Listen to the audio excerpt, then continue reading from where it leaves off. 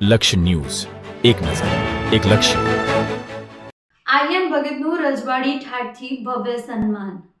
સામતભાઈ જેબલિયાએ આર્યન ભગતને રજવાડી કેસરીઓ સાફો પહેરાવી અને તલવાર અર્પણ કરી અધિકારીનું સ્વાગત કર્યું. સામા પક્ષે આર્યન ભગતે કષ્ટભંજન દેવની છબી અર્પણ કરી સામતભાઈને આશીર્વાદ પાઠવ્યા.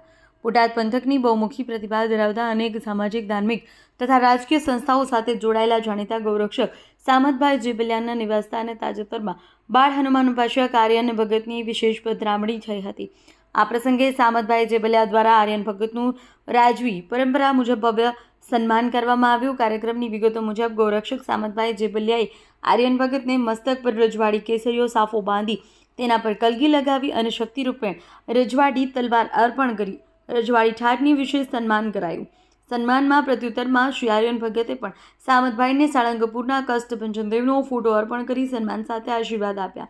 આ પ્રસંગે આર્યન ભગતે જણાવ્યું કે સામતભાઈ જેબલિયા એક નિષ્ઠાવાન ગૌરક્ષક છે અને હાલમાં તેમને ગૌરક્ષા પ્રમુખ તરીકેનું પદ પણ મળ્યું છે, જ્યારે તેઓ સમાજ અને ગૌમાતા માટે ખૂબ જ ઉત્તમ કાર્ય કરી રહ્યા છે.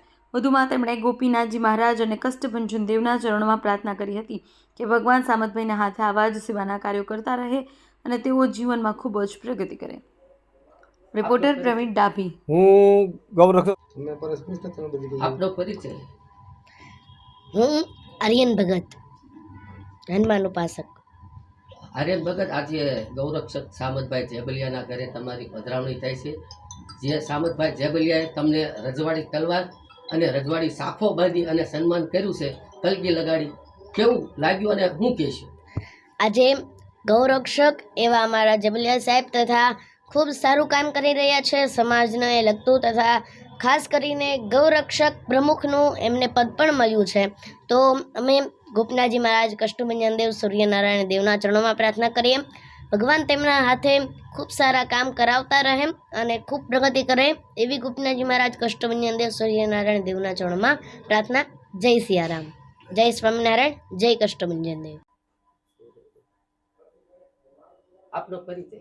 હું ગૌરક્ષક સમિતિના ગુજરાત પ્રદેશ સંગઠન મંત્રી અને રાજ્યના ઉપાધ્યક્ષ સામતભાઈ જેબલિયા, બોટાદ. સામતભાઈ, આજે આર્યન ભગતની તમારા ઘરે પધરામણી થાય છે, શું કહેશું?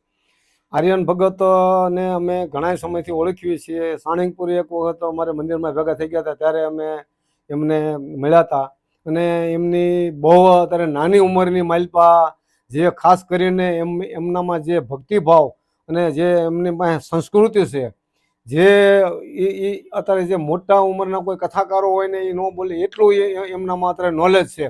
અને ભગવાન સૂર્યનારાયણ, સ્વામિનારાયણ ભગવાન, કષ્ટભંજન દેવે એમને બહુ નાની ઉંમરમાં બહુ મોટી એમને નામના મેળવેલી છે.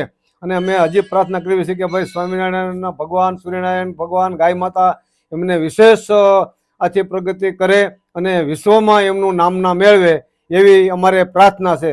અને અમારા ઘરે આજે પધરામણી કરી અમે ધન્યતા અનુભવીએ છીએ અને એમનો અમે ખૂબ ખૂબ આભાર માનીએ છીએ. જય ગૌ માતા, જય કષ્ટભંજન દેવ, જય સિયારામ.